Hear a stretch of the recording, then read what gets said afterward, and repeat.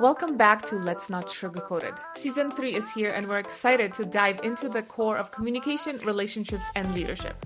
We're your hosts, Bella and Lee, a husband and wife duo with a successful business helping couples and organizations get it together to play a bigger game and elevate their relationships and performance. We believe in keeping it real, so each week we'll bring you incredible guests, entrepreneurs sharing their authentic experiences, along with episodes featuring just the two of us tackling the tough topics.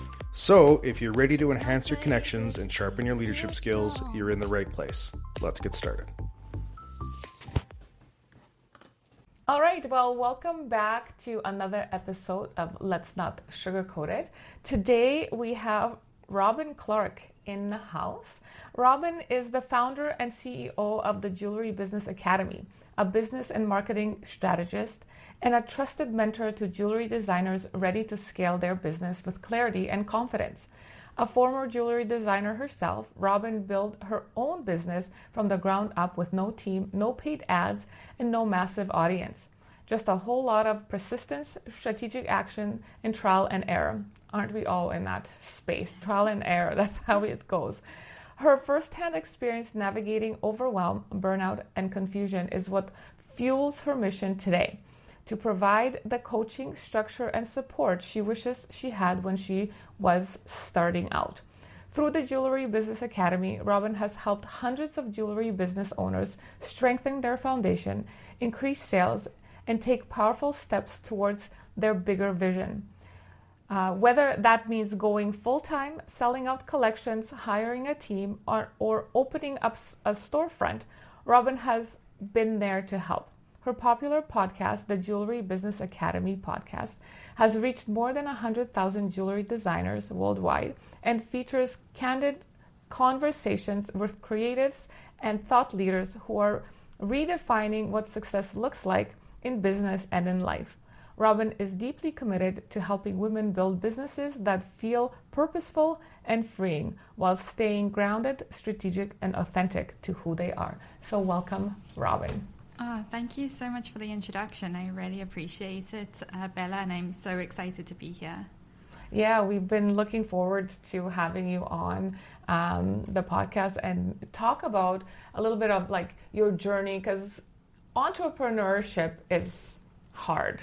Let's not kid ourselves. Everybody looks at successful business owners and go, oh, wow, it must be nice, to have, but we don't really talk about the trials and tribulations, the mess ups, the burnouts, and how we're constantly having to be on 24/7 if we don't have the right tools, the right mindset, and the right coaches in our corner. So do you want to tell us a little bit about how you got into the business and why?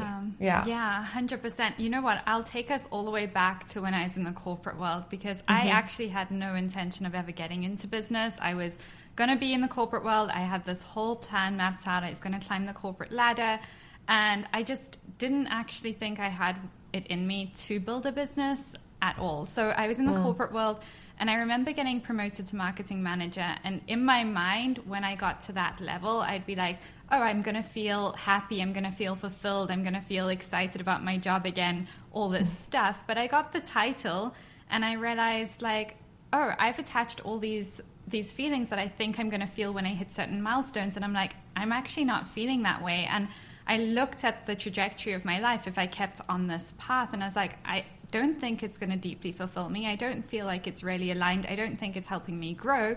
And also, I don't own my time and stuff. So I knew I had to come up with a plan, because at that stage, I was actually hitting burnout in the corporate world as well. I feel like in North America, because I also spent a lot of time in the UK, but in North America, the work levels when you work in corporations, it's intense. It's like late evenings, it's weekends, it's 24/7. And I was like, I need a break out of this. And that's when I started my jewelry business. It actually came to me in a dream one night. I woke up at 3 a.m. with this idea: I'm going to start this jewelry business, go all in and build it and make it happen. And so 3 months later, left my job, went full-time into building this jewelry business, hand making the jewelry, selling it, doing events, going to stores. And it was a rocky ride in the first 8 months. That was my first experience as an entrepreneur. hitting burnout in the first 8 months because I was very driven. I was very motivated. I had a marketing background, but when you go and start marketing and selling your own product that you've poured your so much love and care and intention into, and it's so deeply personal to you, it's a very different thing. And I see this with my clients all the time. You know, I have clients who have been directors of sales and directors of marketing for other people's products. And when you suddenly have to shift to being your own boss, wearing 21 different hats, selling your own product, being the one that has to be like, well, if I don't make sales, I don't get a paycheck every month. It takes a toll on you, especially when you're doing it alone. And I find, you know, what happened with me was I felt like I had to prove to my old bosses that I'm going to make it. I had to prove to everybody who was like, what on earth are you doing? You're on a great path. Like, are you okay? Is this a midlife crisis? I had to prove to everyone that I knew what I was doing. And so I kept very, very quiet about the struggles. And I did eventually like flip the switch on the business, and I ended up building a really sustainable, really profitable, good jewelry business for many years. I had my products all over Ontario, online sales, customer base, like all the things. And on the surface level, it was really a good situation. Like, it was great. But I think we all know from social media, it's easy to present one thing, but behind the scenes, like, it can be a very different story. And that was the situation like I found myself in. And I think we have this story about burnout sometimes that we tell ourselves, where it's like burnout comes from working too hard, or burnout comes from doing too much. And my experience has actually been that sometimes burnout comes from actually just putting too much energy and time towards things that are no longer aligned for you. And by doing things too much on your own, and like the pressure of all of that can cause burnouts. And it did for me. And that was severe. I don't know where you want to go with this, but I ended up like spending like weeks where I couldn't actually get out of bed. And I'd have days that I was feeling stronger and I could like shoot some content, make it look good on social media. But behind the scenes, I was just on the struggle bus. And that's when I actually hired my first coach and actually was like, you know what? I need support. I need community. I need to make a change. And I also pivoted the direction of my business to start supporting and creating a community for jewelry business owners where they can feel seen in the challenges that they're navigating. They can feel less alone. They can feel supported. They can get the actual strategies that we know work and the support to actually implement them. Because, entrepreneurship is so lonely. It can be if you're not surrounded by people doing the same thing as you. I also find like a lot of people who care about you, who just haven't taken the entrepreneurial path, get very concerned. And it's only because they care about you and they want you to be safe. And entrepreneurship isn't really safe on one level because you have to be visible, which is vulnerable. You are putting yourself in a place where you can get rejected and criticized and ridiculed by other people, and that happens. And you're putting yourself in a position where you can fail. And again, that can happen. But when you surround yourself with other entrepreneurs and you share, oh my gosh, this thing that feels like the end of the world just happened. Like maybe there's a dispute with a customer. Maybe like you lost thousands of dollars of inventory. I don't know what it is. We all have these problems, but when you're able to just immediately talk to someone who's been there, they're able to normalize it very quickly. So you go from fight or flight and to like spiraling very quickly to being like, oh, this is normal, like this happens, and then like, oh, I'm gonna be okay and I'm safe, and like they've all been there before and they're like, oh, this is the first time this has happened, well, welcome to the club. It normalizes it, and I feel like it's such an important part of like helping you navigate the highs and lows of entrepreneurship without burning out. And I mean, burnout, there's so many avenues there, but that's just been my experience. I want to go back to your first, you're in the corporate world, right? Pre-entrepreneurship. You were hitting a bunch of goals and targets for yourself, but it sounds like, I think like a lot of people, you had your part of your identity tied to the external part of having a title, and you get there and then it's not as fulfilling as you thought it would be. And so you have this dream, you decide to go down this entrepreneurial path. In those first 8 months where you're talking about you're experiencing burnout, was there, how did you go about either shifting your identity? Because I think a lot of times we get into entrepreneurship and that identity crisis is still there, right? Maybe even more so, because now your product is a representation of your energy, your time, your efforts. And if people aren't buying it, you start to maybe sometimes think, oh, maybe I'm not good enough, right? And so did you have struggle with that at all? Was that maybe a part of that burnout journey that you had? Yeah, this is such a good question, Lee. And, when it comes to those beliefs we have and those labels we have around who we are and what we do and stuff, those were so ingrained in me for so many years. So being in the corporate world, I did attach so much of my value to the title, my job title, especially where I was living and who I was like all my cousins were really successful accountants and they were following this path. And I was like, oh my God, I better get my life together and follow a similar kind of path. So I attached so much of my self-worth to that title. But before this job, and this will make sense in a second, but before this job, I actually worked as a consultant, and we were working in cybersecurity, believe it or not, and stuff. And we were working at a lot of big banks in Toronto. So I got a lot of insight into interacting and working with a lot of managers, high-end people up in some banks in Toronto. And that experience shifted my belief in what's possible. Because I, in my mind, always thought people who are really successful have some kind of secret sauce that I just don't have, and that's for them, I don't have it. But that experience opened my eyes because I saw managers dealing with challenges a lot on a daily basis where they're like, I don't know the answer. I'm going to Google this. I'm going to ask this person. I'm going to figure this out. And I realized oh no, they're just good problem solvers. They're just resilient. They have a lot of grit. They don't have some kind of secret skill set or source necessarily that I couldn't develop. And so I think that experience when I then went into entrepreneurship kind of shifted my perspective in what's possible, because I was like, okay, I did the backwards math of how many products do you need to sell to make 100,000, whatever, in business. And when you break it down, it's so doable. And I'm like, I have to find, I did have this belief in myself that I was going to make it happen, even if it killed me. And I was just no, there's no way I can't make this happen. And so the other thing that tied into this was I came into Canada on student visas, then work visas. And when you have those visas, you can't even think of starting a business. I had to have certain category jobs. And as soon as I got the permanent residency, my world expanded, because suddenly I was like, whoa, this path that I thought I had to be on, suddenly I don't legally have to be on it.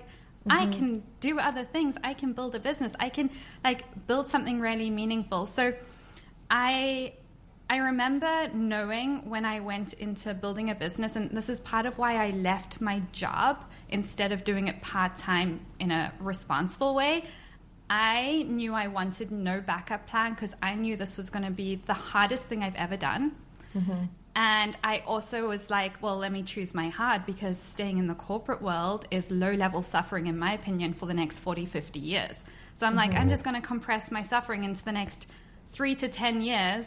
And that I made that decision. So when it comes to the belief of can I make it, I was like, I'm not going to stop till I do. Whatever that looks like. And it was scrappy. It was scrappy. I had one family member at one point, 8 months in, be like, maybe you should get a job at McDonald's. I'm serious. Maybe it's time. And there's nothing quite like somebody. Sometimes that's really helpful, because I was like, I will show you. And the next month it was my first $10,000, $15,000 month. And then we kind of grew from there. But yeah, I've always had a belief that I will make it happen. The timeline might not be what I expect. I always expect it to be harder than you think it's going to be. But I just think, I know it's going to be so worth it. Yeah. And I mean, when you say, oh, I'm going to choose my hard, when your heart is something that you're so passionate about, something that you're, believe in, it's a different type of heart. It's, yes, you're putting in the work and the sweat and the tears, but that fulfillment, right? Because you're saying you're not fulfilled in your corporate world. It's different when you're doing something that gives you purpose, that you believe in so much, that you are going to push it forward. And then when you believe that it will happen and you believe in your product, you believe in yourself, it's easy to enroll people into your, vision and mission. And that's when things start churning a little bit more. Because if you don't believe in yourself, your energy is that of, I don't believe in myself, and therefore those around you, like, I don't think she believed in herself, so I don't quite believe in her product. But when you go in all in, and you like face all your challenges head on, and you do the burnout, you do the struggles, people are enrolled. They see the passion, they see what you stand for, and that's when you start attracting those sales and the people that are meant to be in your corner. I also want to go back to previously you said, with the burnout, and because when entrepreneurship can be very lonely when you start out. So I love that you started this academy where you can have, people come in and be like, oh, I'm not alone. Because we do, when we start out in business, we feel like we need to wear all the hats. And we do at the beginning because, money, investments, and so on and so forth. But having somebody in your niche, in your corner, that when you're struggling, you can reach out and go, hey, I'm actually struggling. Because most of us, when we start the business, we don't want, like you said, talk about our struggles, our failures, and so on and so forth, because we feel like that's gonna, somehow hurt our business, have our people not. But when we share those and we reach out to other people, is that when they start connecting? That's when people do step up and say, hey, they're struggling, let's help out. What can we do, right? Yeah, there's a big shift that happens when you move from a place of, scarcity, a place of lack, which can even come from, I'm going to not share any of my hardships, wins, the things I've learned with any of my competitors, right? Yeah. People that might be in the same business as me. When you start doing that and sharing those things so those competitors of yours don't go through the same struggles, that's an abundance mindset. Yeah. Right? And then you start to have that great community, and then all of a sudden you don't have that feeling of aloneness. There's something to be said about collaboration over competition. We wholeheartedly believe that the more we share, the more we help each other, the bigger and better we grow. Right? It's like when you're holding on to something so tight, right? Yeah. You limit yourself in where you can go. But when you open up and you share and you reach out and you say, hey, how can I help you? Hey, can you help me out? We do grow together collectively. Yep. Oh, yeah. We grow so much faster. I mean, I've built two businesses now, one completely on my own with no support because I didn't feel worthy of getting support, quite honestly. Like, I felt like I needed to do it all alone to be like some kind of superhero. Like, I just thought like I need to earn my success and I need to do it the hard way. And I just didn't feel worthy of having a support system. And I've also built my coaching business. I was in a program and I was in a community, and it's game changing to actually like live through that experience of building a business on my own versus not. The way you're able to scale so much faster, the way you're able to navigate the highs and lows so much quicker. And I really love what you were sharing, Bella, around when you believe in what you're doing and it gives you a deep sense of purpose. But when your customers can sense that belief in what you're doing, I always tell my clients it comes down to that conviction, and you can't fake conviction. No. It's why some people can like post everything right on Instagram, but their business just doesn't take off because people can sense when you don't have conviction in what you're doing and what you're selling. And that doesn't happen overnight. That you can't just be like, okay, today I'm going to show up with conviction. You have to slowly start building evidence to prove to yourself that you are who you say you are. You're doing what you say you want to be doing. You start showing up and start selling, and you get feedback from customers being like, oh my gosh, I love this. And you start stacking all these wins. And that builds confidence, that builds conviction.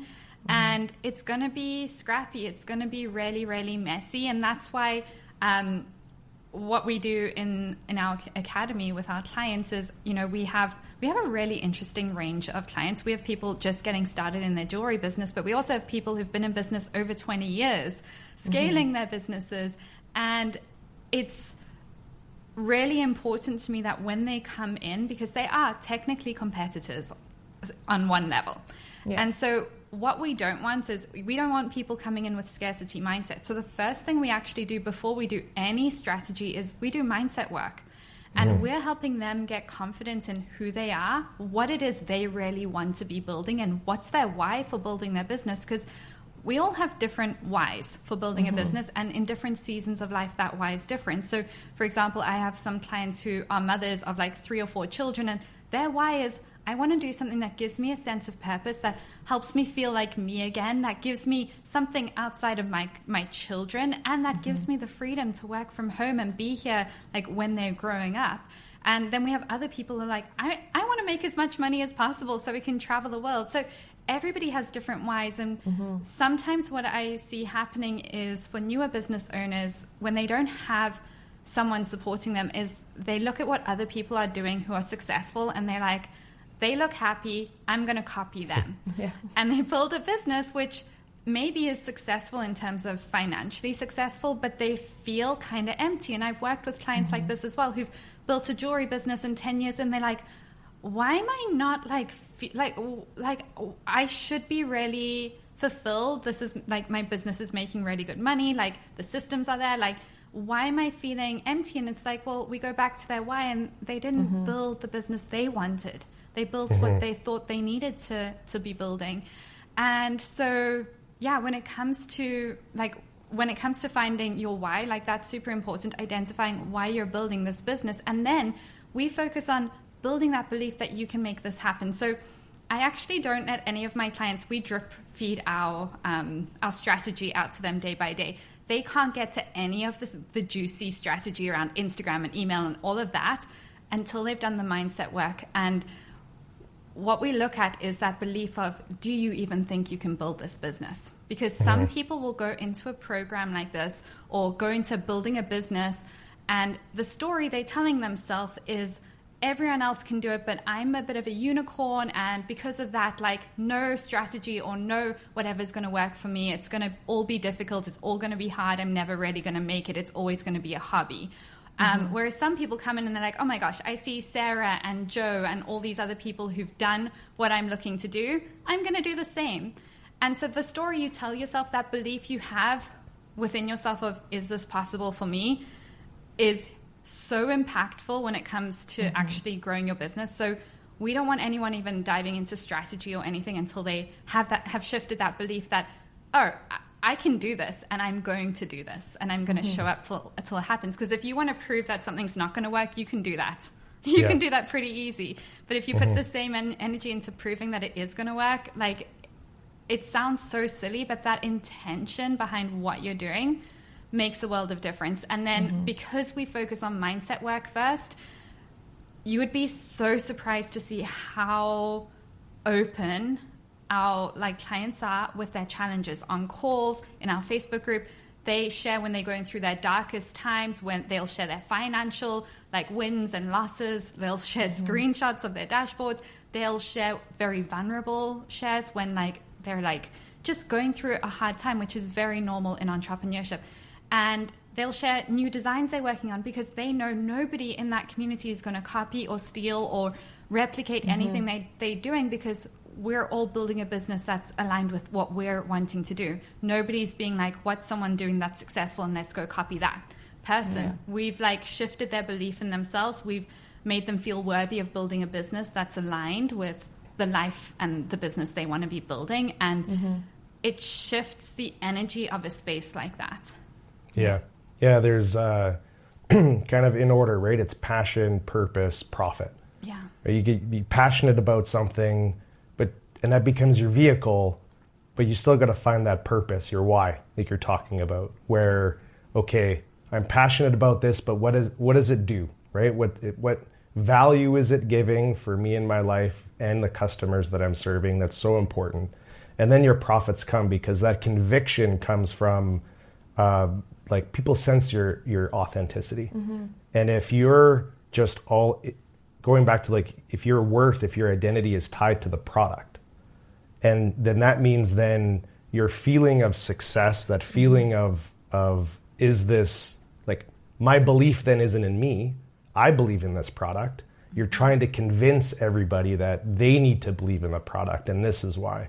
But when you already believe in your product, it's like, buy it or not buy it, that's okay. This is an amazing product. This is an amazing service, because I have that passion, that purpose, that conviction in what I do.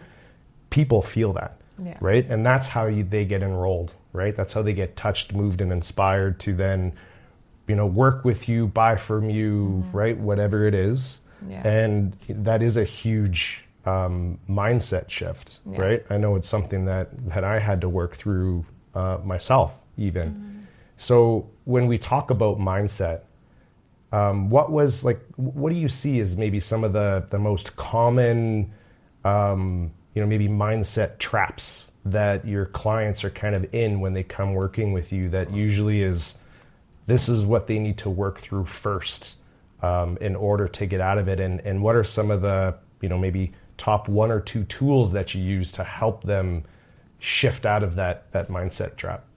Yeah, you know what? This is a really good question, Lee, because the first thing that came to mind is visibility.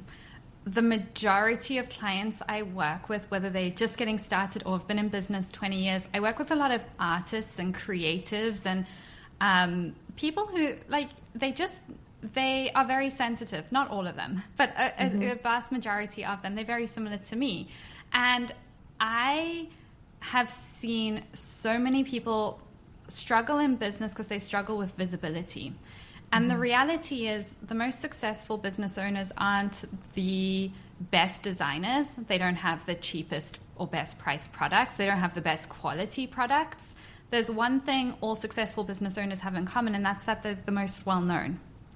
And so being well-known is really crucial for growing a successful jewelry business.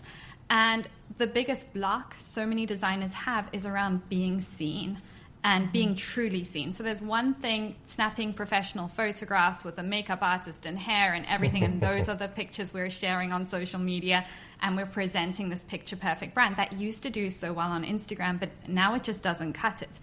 And so being truly seen and feeling worthy of taking up space, which sounds so little, but like even just feeling worthy of posting more than once a day on Instagram if you're promoting a launch, or feeling worthy of like even going on podcasts or having your own podcast or using your voice and talking about your brand and business when you're at events and reaching out to stores or going into stores and talking to them.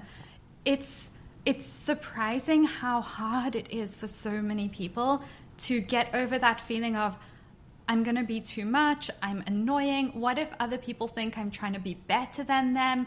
What if I go and do all this cringy stuff and put myself out there and I still fail?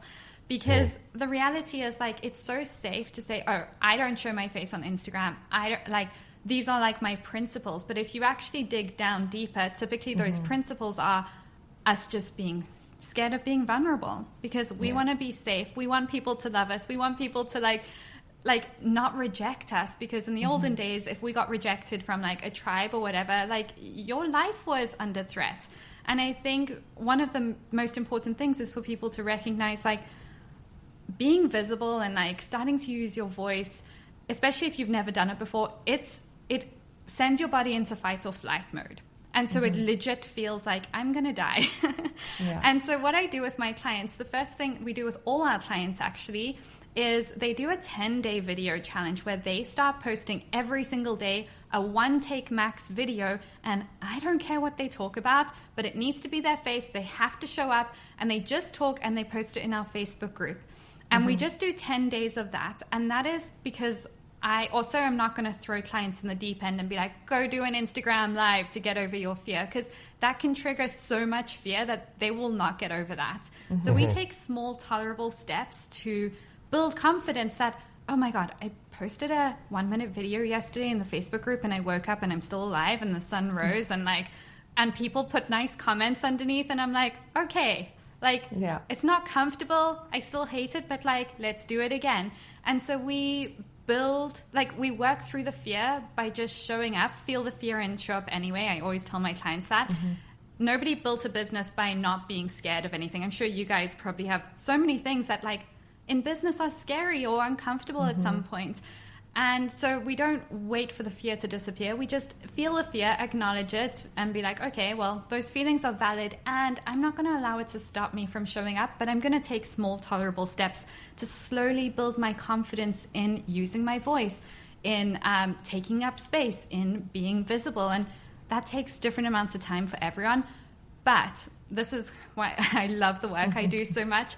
The impact it has not only on their businesses over time. I've had so many clients just expand their businesses so much. One of my clients has chronic illnesses, in and out of hospital all the time, quadrupled her business in 2 years after coming into the academy. And her husband's leaving his job to go full-time into her business with her this year as well. That's awesome. So she built so much confidence in using her voice, taking up space, grew her business financially. But my favorite thing when it comes to entrepreneurship and my favorite thing for looking at clients is the personal growth that goes along with it. Mm-hmm. And I can't tell you how rewarding it is to see women who felt like they needed to just be in the shadows of life, just start taking up space, not just in their business, but everywhere, in relationships, with friendships. The way that shift is going to impact your business, but also impact your connections in life and the quality of your life, it's just so big. Mm-hmm. Yeah, I love that. What I'm going back to is the coaching piece. Like you were saying, showing up, social media, taking up space. When you don't have someone in your corner holding you accountable, it is hard to keep yourself accountable when you have those fears, because sometimes, you make excuses. You oh, I'm busy, I'm this, I'm not good enough. But having somebody in your corner is so important in entrepreneurship, and it comes back to not having to do this alone. Mm-hmm. Like you said, we all start out we all did. You did, I did. You did. We have to prove ourselves. We have to do this alone. If we don't do it by ourselves, we're not successful. We can't say we build this business by ourselves. But that's not true. When you look at the most successful entrepreneurs, they have teams of people building them up. They have the vision, the mission, and then they, have somebody that they're accountable to. They have people that, do the things that they're not good at. Yeah. And they place the people in the positions to help you thrive. They're thriving and you thriving. So you're building this holistic business, helping each other out. When you have that vision and mission and belief, because that's easy to then enroll others in. Yeah. We are, as human beings, we're all, a condition of being human is we're all pre-programmed with the fear of looking bad. Mm-hmm. Yeah. And so, especially in entrepreneurship, you feel like you need to do it all on your own a lot of the times, because if you get help, well, then I'm not as good. Yeah. Right? I guess I wasn't enough. Mm-hmm. And so, yeah. The most successful people is that collaboration. It's community. It's all those things that really help you get over yourself, get out of your own way. Yeah. And it's coming back to coupleneurs, because this is what, our coaching and business is about, is helping coupleneurs, work and find their way together, communicate. Because our struggle at the very beginning, many years ago, working together, there was this thing you had about getting help. Mm-hmm. You definitely, this is a perfect segue into how we struggled as a couple in business, because when you didn't know something or you felt you wouldn't do your best at, and if I came in and say, hey, can I help you with anything? It was an instant no. Yeah. Because you don't want to look bad in front of me. I wasn't open to it. You weren't open to it. So that created tension between us, because I felt like I was being left out, that I wasn't valued in my gifts, and and you were like, no, well, I have to do this alone because I need to prove that I can do this. Well, and it was this knowledge trap, right? You get into this place where it's like, well, I just need to figure it out. I need to gain more knowledge, do another course, read another book, whatever it is to find the answer. And the answer isn't in the books. It's in that shift of, getting messy, right? We're talking about fear. And a big thing was realizing that there is real fear and then there's inauthentic fear.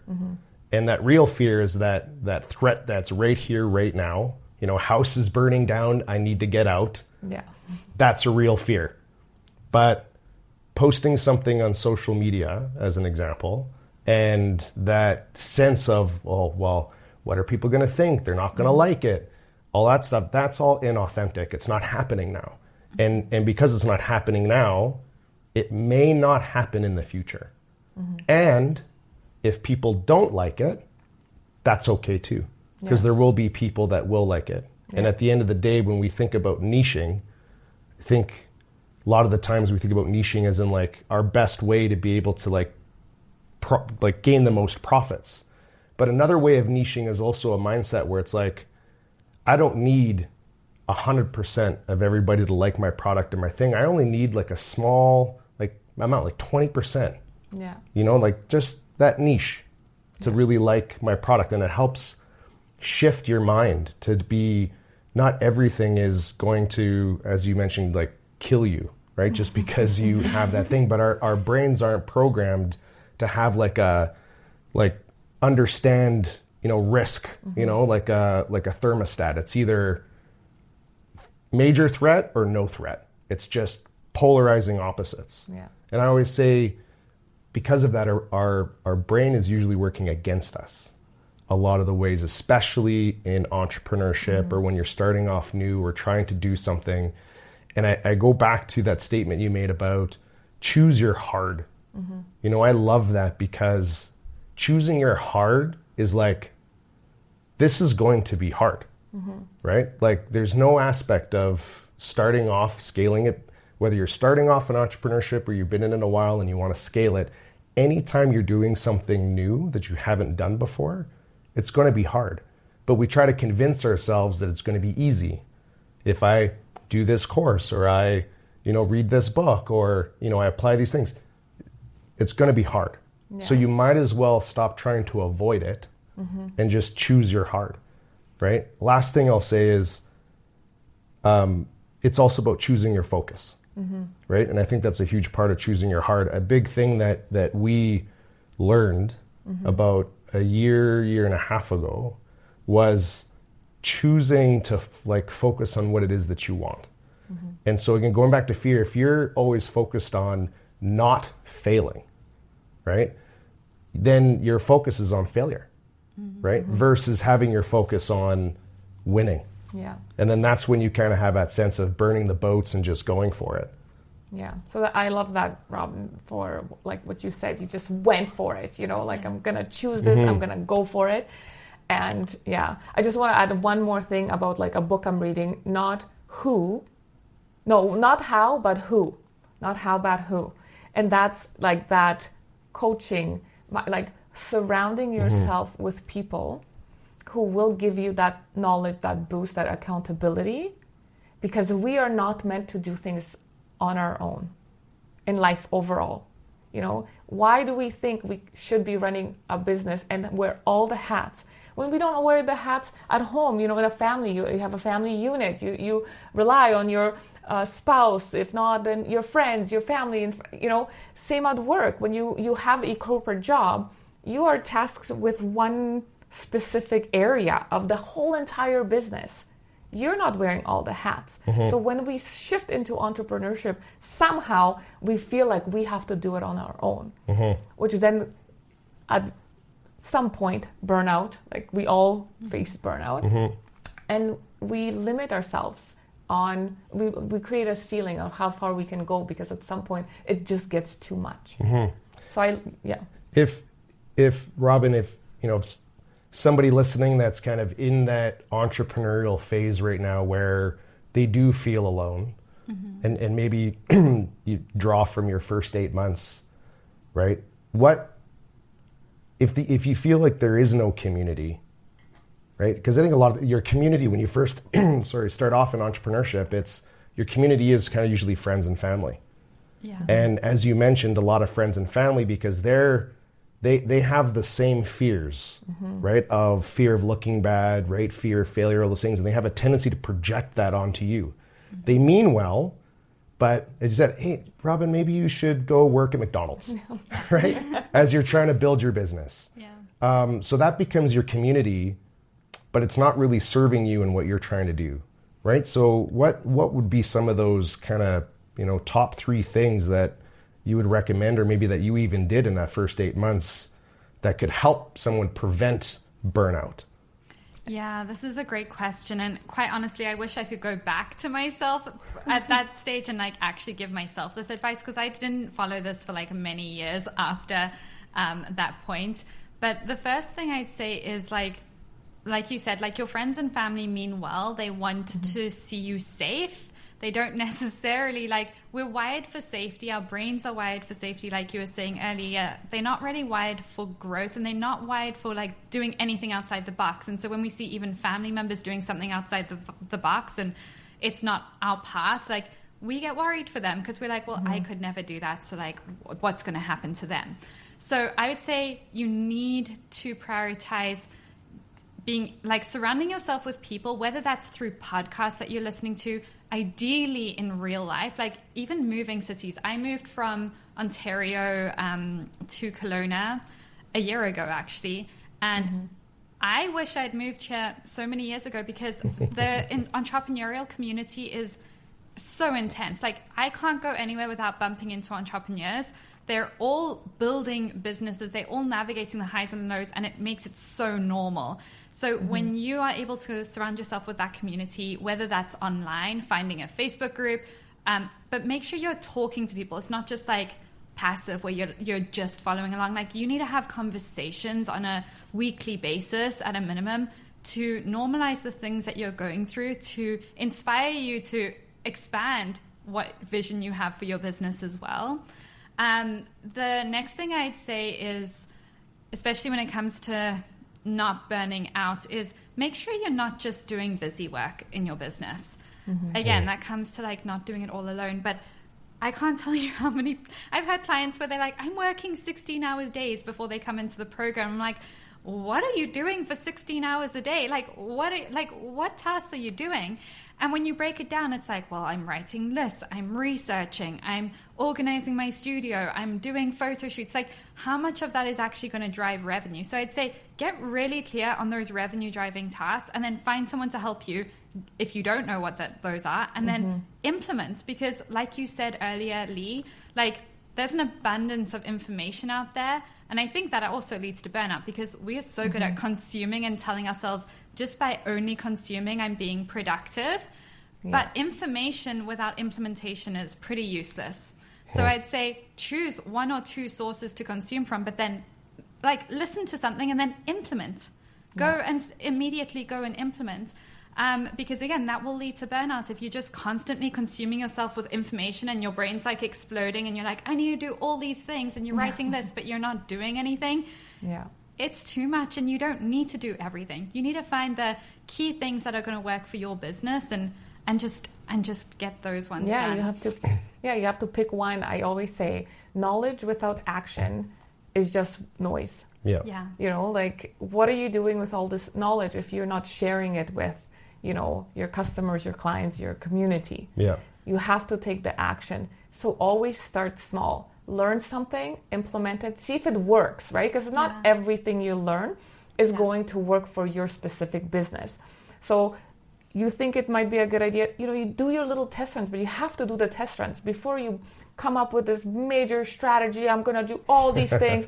You come and it's nothing worked. You Why? Overwhelm yourself. You overwhelm, it's not for your specific clientele, your niche, and so on and so forth. But we tend to be if I do all these things, it's all going to work. Yeah. You have to do your little test runs. Learn something. This sounds like it is a possibility, and then test it out. Like you said, take those actions to, test.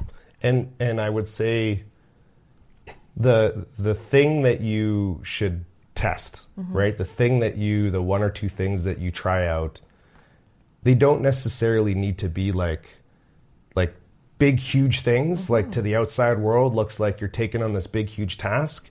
It should be based on your inner world. What are those one or two things that generate the most discomfort in you when you think about doing it and doing it consistently, that you know that's good for your business?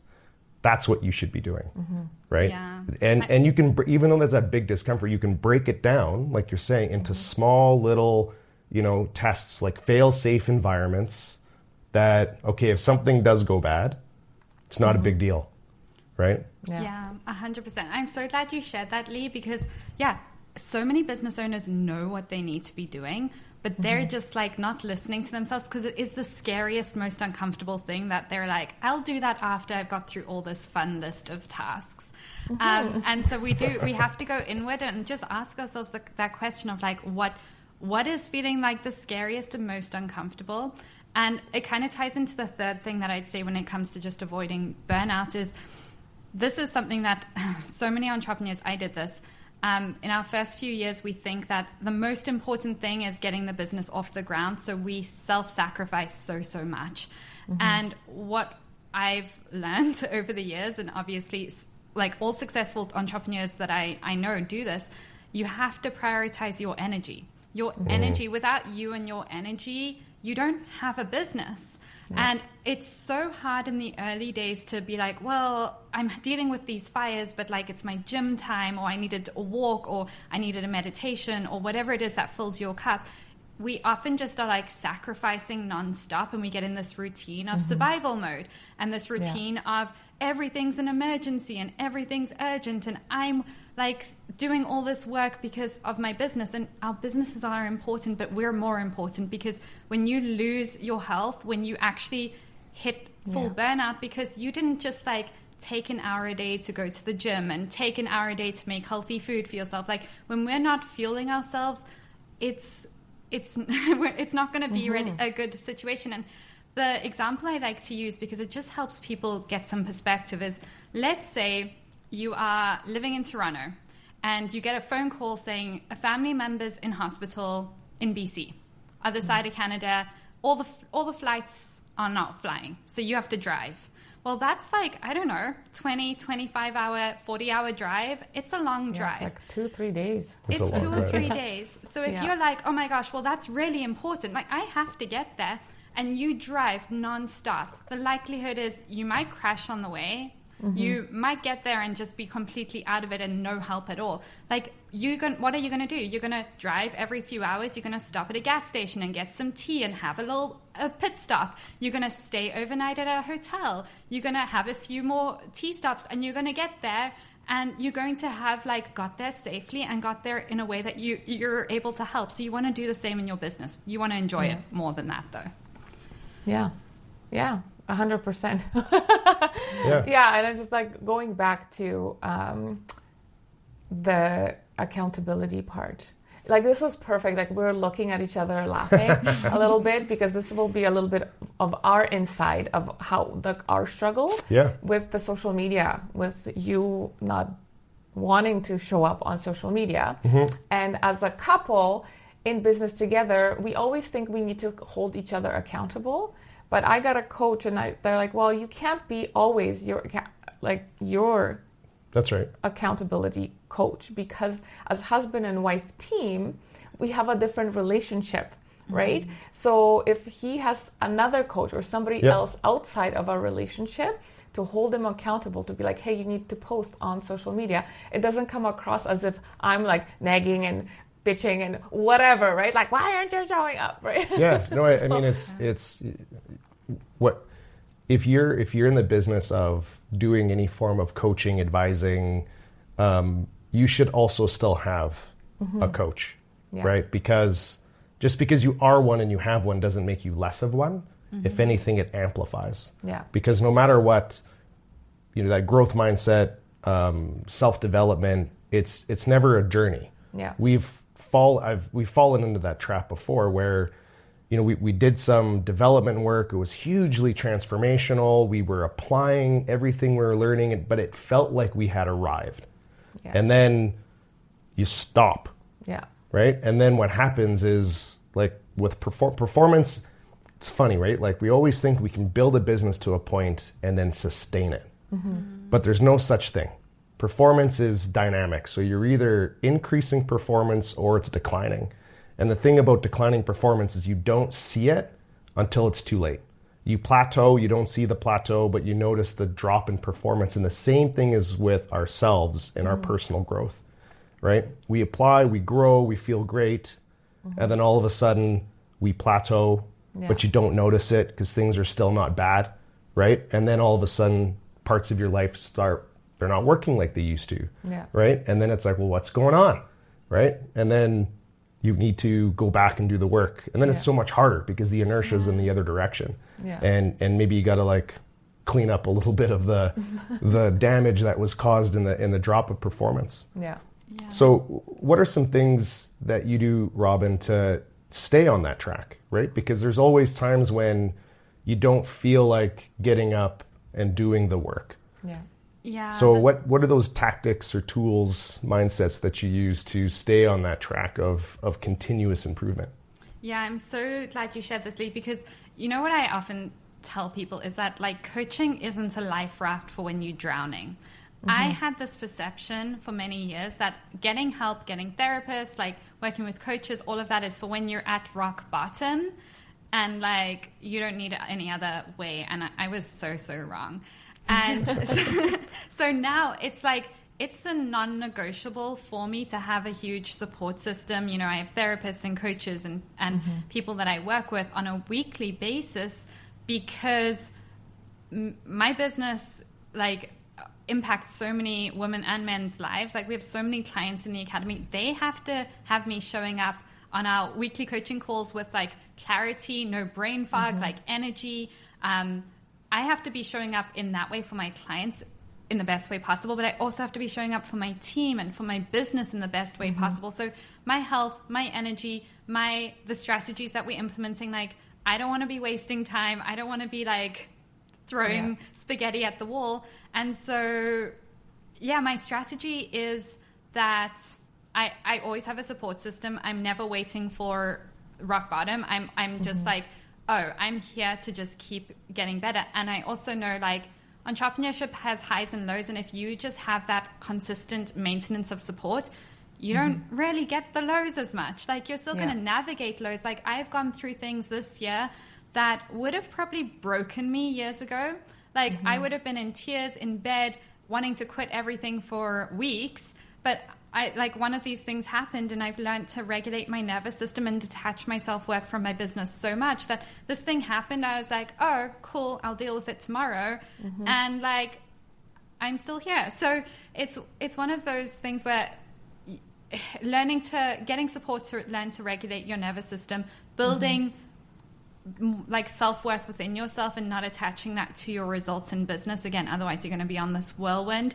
But then also keeping the promises you make to yourself. I think that's like one of the biggest things is like if you say, I am going to go for a walk every day for 10 minutes or whatever, because I know that's going to help me have more energy or feel calmer or whatever, and you don't do that consistently over time, like that also that impacts your business over time. And so I keep it simple, but that would be my approach. I love that. Yeah, because that could be, for a lot of people, the very first uncomfortable thing that they need to tackle in their life and their business is getting some form of coaching, right? Whether it's counseling, whether it's a coaching program with a bunch of other people or just one-on-one coaching, because like you said, to do that feels like it's admitting that I don't know what I'm doing or I'm not enough. And it's like not the case at all. And at the same time, it's acknowledging that there are things that you just don't know that you don't know. And sort of find people in your life that can help keep you accountable, but then also help you see things that you're not seeing yet and even anticipate, right, where things might be coming from. It is hugely important. and not just doing it when things are bad. Yeah. Always doing it just consistent, where it just helps you show up. It gives you way more power. Yeah. You have to show up for yourself first. It's like, we're going to hammer this nail to the end with put your mask on first before you put it on somebody else. Because if you're not showing up for yourself, you're not showing up for others in the best possible way. Yeah. That's kind of where that's at. Like, we also have coaches, we have a team, we have counselors, our own counselors, and we have a marriage counselor, and I have a psychic business coach because I'm a bit of a witchy witch with I need the cards to help me. He doesn't need that, but I do, right? So you find your people, and I always say, find the people that work for you. Just because someone is working for somebody else doesn't mean that person is right for you. So shop around. Yeah. Find the community that speaks to you. If it doesn't feel right, listen to your intuition. I'm big on intuition. Listen to intuition. Have your 15-minute discovery calls with many coaches, many businesses, many groups. A lot of people don't. They just go straight in and they're like, I'm going to do this because so-and-so is doing it, so it's great for me. No, find out and see if the energy is aligned, because we are energetic beings. And if we're not feeling, an energetic vibe, I'm going to call it, with the person that's supposed to be coaching you or the community, you're not going to succeed. Yeah. Anyways. Yeah. A huge mindset shift for me in getting coaching was, again, used to think that idea that I needed a coach was because I'm not smart enough, right? Or I haven't figured this out yet. And it was like, well, no, I have this thing I want to do, and I feel like I have the answer. I have the capability inside me, but it's inside of a box that has a lock on it. I just don't have the key. Right? And getting that coaching and stuff was then somebody being like, here's the key. Yeah. Right? They're giving you that mindset, that tool, and you're unlocking that gift, that passion, that purpose, right? That mindset that's already within you. It's just, sometimes you just need somebody to give you the key, right? Help you find it. And then that opens up this whole new world of possibility. And then just keep doing it. Yeah. So I'm so happy and grateful to have you on the podcast and everything that you're doing for community and sharing your trial distributions and your gifts, because they're gifts, right? We don't we sometimes want to hold on to the best parts of ourselves because we're in that lack mindset. It's like, if I share this, is no longer going to be mine. But when you share it, it's not just yours, it's everyone else's, and the impact that you have on other people's lives is very fulfilling. So on that note, where can people find you? You can find me on Instagram. It's Robyn Clark Coaching, ROBYN CLARK Coaching. Or you can check out my website. It's jewelrybusinessacademy.ca. If we have any jewelers listening, maybe not. And then I also have my podcast. It is called the Jewelry Business Academy Podcast. It's on every platform. And we have a mix of business and mindset episodes. We have a ton of amazing guests on there as well. So even if you're not necessarily in the jewelry business industry, but if you're building a business or you're thinking about entrepreneurship, there's a ton of fun episodes for you over there as well. Yeah, awesome. Well, thank you so much for coming on and taking the time to be with us and sharing all your gifts with our listeners. And us. And us, 100%. Yeah. So. Thank you so much for having me. This has been so much fun. Okay, until next time. Thanks, Robyn. Thank you. We hope you enjoyed today's episode and gained valuable insights to elevate your life and business. If you found value in our conversation, spread the love. Share this episode with family and friends, and let's grow this supportive community together. And don't forget to like and follow us so we can reach more amazing people just like you. Until next time, remember, let's not sugarcoat it. Keep it real, raw, and unfiltered.